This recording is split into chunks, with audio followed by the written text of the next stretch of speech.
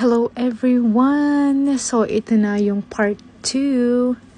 So, ang aking ipapakita ngayon is the H Mart haul. Ito lang yung napakita ko and na-take na video because I'm still learning and a little bit shy around my in-laws. I mean, they don't care, but I'm still learning this thing. So, my free time kasi ako, so medyo naboboard ako. Kaya, I said, what if I'll do this, this is really cool. But, ang downside naman is lagi kang nasa phone. I mean, like the editing part and voiceover, di ko ba alam, I think I'll just do it on my own and just be it, right? So, ayan.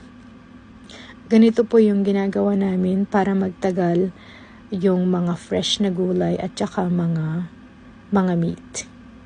I mean, generally naman, fini-freeze nila yung meat. But, yung gulay po kasi hindi kami nakakakuha ng ganun ka-fresh na gulay sa Barrow, Alaska.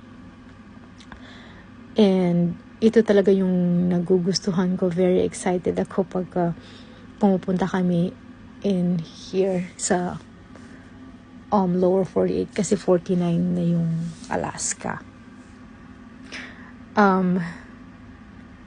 So, ang ginagawa po namin is vina-vacuum seal namin siya. Meron silang machine na binili para mas mapatagal yung mga meat and fresh na gulay nga. So, ang nabili ko lang muna ngayon is yung ampalaya at saka chili pepper. And then, winash ko lang siya, tsaka ida-dry off natin with paper towel. And then, ikakat natin sa half yung mga pepper. Tsaka pinortion ko na din yung ampalaya para kasya na siya sa isang bag. So, dito, sabi ng asawa ko, dapat ikat mo yan sa half, diba? Sabi ko nga. And then, magmamashi kasi siya. Kasi pag na freeze burn, may ice na naiiwan sa loob ng sili. So, doon magmamashi nga siya. Hanggang sa hindi mo na mapakinabangan.